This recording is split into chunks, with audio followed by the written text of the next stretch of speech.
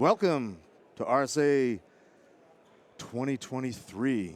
It is day 3. Some of us are running on fumes. Some of us haven't quite gotten our stamina back, having taken a few years off, but we are live at Broadcast Alley, and I'd like to introduce Mayeuresh. He is Senior Vice, did I do all right on that? Perfect. He is Senior Vice President of Product Management for a company called Brinqa. Mayeuresh, welcome. Thank you so much for having me this morning. Tell us a little bit about Brinqa. Certainly, Brinqa centralizes findings and vulnerabilities from various security tools in our organization to really provide a centralized, unified view into the cybersecurity risk. We essentially help the cybersecurity teams to understand, contextualize, and prioritize cyber risk so that they can effectively communicate inside the organization and also remediate with precision. Okay. That's what Brinqa really does. So I wanted to talk a little bit today about sort of the challenge that security teams face in organizations and smaller organizations where the team is just one person.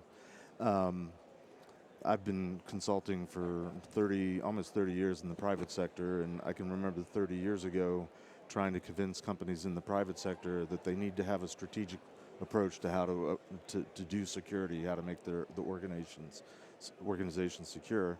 And of course, 30 years ago, the big argument was you really need to have a firewall if you're going to plug into this backbone called the internet. Right. But there's been a challenge, I think, since day one in trying to get organizations to approach things strategically. They tended to look towards the tools and find all the tools and the solutions. Right. And now what do they have today, Mayeuresh?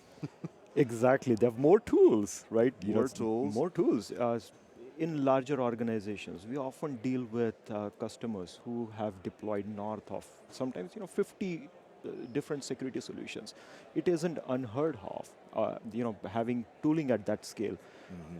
The challenge really is, if you take some analogies, right, and apply to some other functions inside an organization, think CRM. No one in their mindset would actually build out a process in an organization without first deploying a CRM. So they're really thinking of what the eventual process in my organization is going to be like, and then you build out your tooling for that process.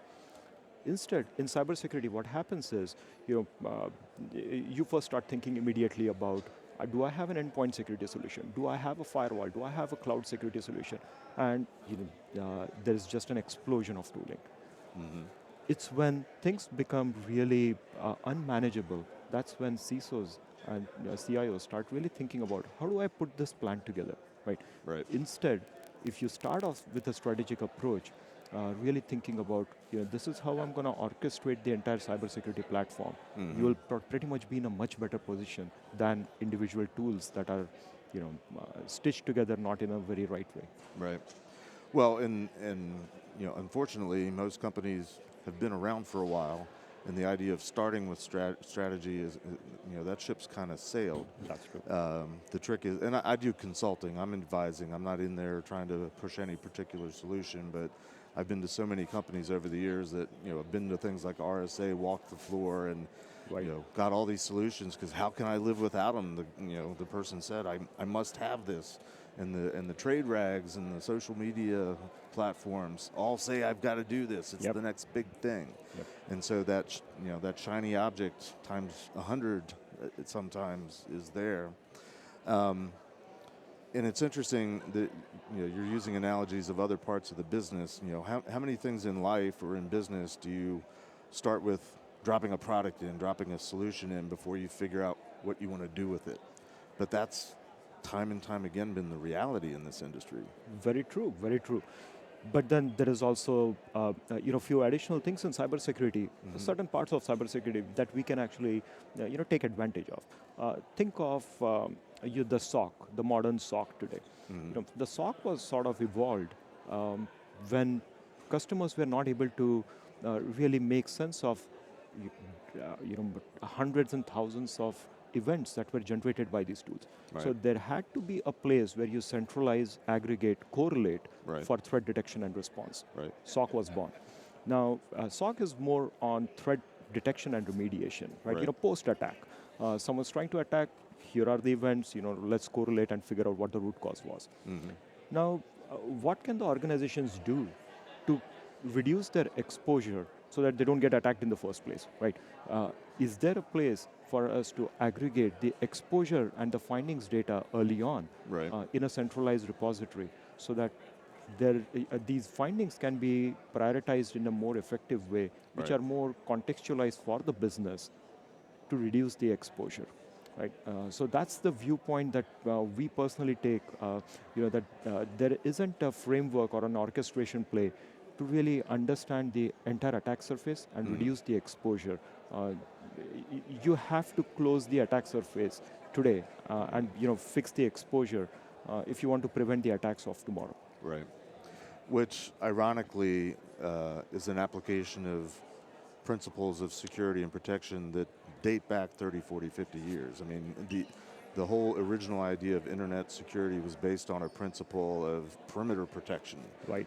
Put the wall around the castle Right, and right. pull everybody in and protect your most precious assets are in the innermost bowels of the castle, and figure out how many doors and windows are into the castle and close them. And there's, as I said, I'm a consultant. I've been using the analogies for years and years and years. But, and it's funny to me that, we got all these sensors, we got all these data points, and now we have to figure out what to do with it. We got what we asked for. Right. Talk to me a little bit about how you, or how Brinqa allows your clients to begin to kind of sort it out. Because again, from a strategic perspective, what are some tips or ideas of how to start to prioritize all that data? The challenge really comes about when you've got really varying asset types and asset classes. Mm-hmm. In an organization, the IT infrastructure is oftentimes owned by the CIO or the IT teams, right? Then there is the cloud infrastructure. You've got your containers, you've got your applications, you've got your IoT devices, operating, the operational technology, what have you. Each one of these specialized asset class has a specialized scanning tool dedicated for them, right? The reason that even happens is, first of all, the technologies are different, but the secondly, most important thing is the ownership structure of these assets, right? There isn't a single owner who has the responsibility across all these asset types. Right.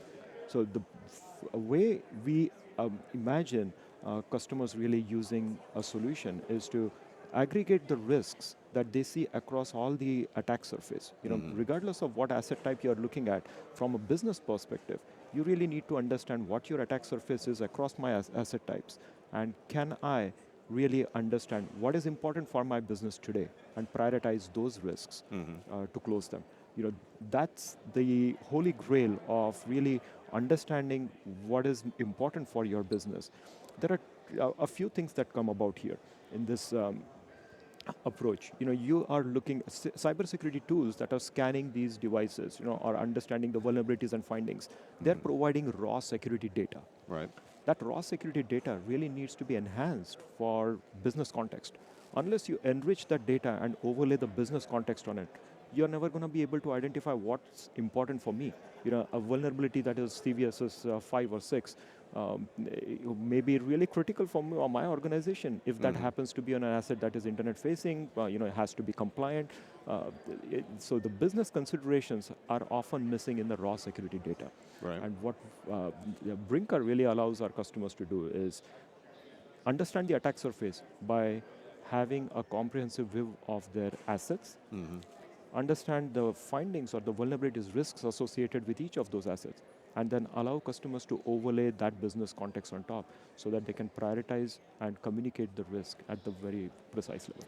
Now, in my experience as a consultant, many of my clients, I'm an assessor, I do PCI, so I have to go in and make a determination of how well they're meeting a whole myriad of security controls and requirements, and a lot of it has to do with monitoring and detection.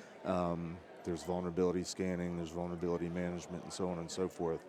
I've seen many companies over the years sort of because they don't understand what all this data is, specifically vulnerability discovery tools, vulnerability scan engines, they tend to respond to and do exactly what the tools tell them. But as you said, I mean, the context isn't always there, but there is a CVSS score, CVE score, and within PCI says highs and criticals, do something with them.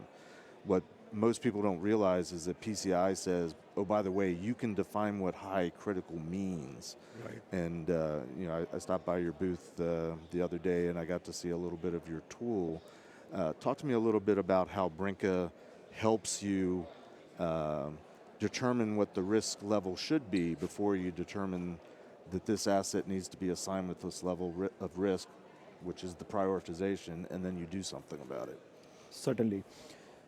So, security tools, the scan engines, whether those are vulnerability scanners or others, they do provide raw security data. So they do provide the base risk score that they identify for that particular asset. Right. Now, what Brinka does is we take that into consideration, but we have something called risk factors that are defined by the user, by the customer in their own environment. So they can identify, here are the asset, groups of asset that are supposed to be PCI compliant. So anytime you see a CVSS score 5 or anything, right, you just offset it by 2 points. Right. So we are able to, in an automated way, elevate the security risk scores for certain assets or decrease them based on your context, right? So our strategy is really about taking the input from different tools, but then allow the customers to really fine-tune that score for their organization.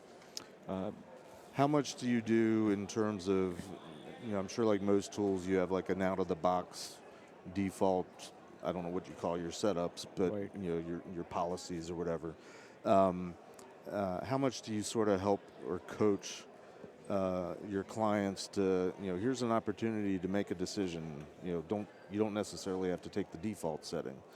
Yeah. What do you do to help clients in that manner?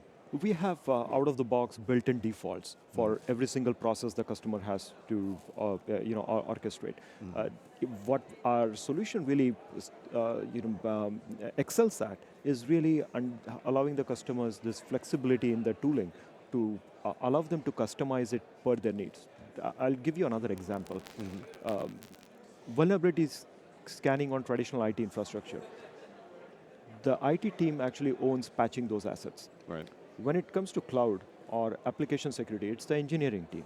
Their processes are a lot different than the IT teams, right? So when you are really looking at Brinka as a platform, customers are looking at it as a tool-agnostic approach for defining their cybersecurity, policy. This allows larger organizations that have sometimes grown through mergers and acquisition to have any sort of tooling in their environments across their business units, but then have this centralized policy framework that really allows them to operationalize a unified model across the entire organization. Right.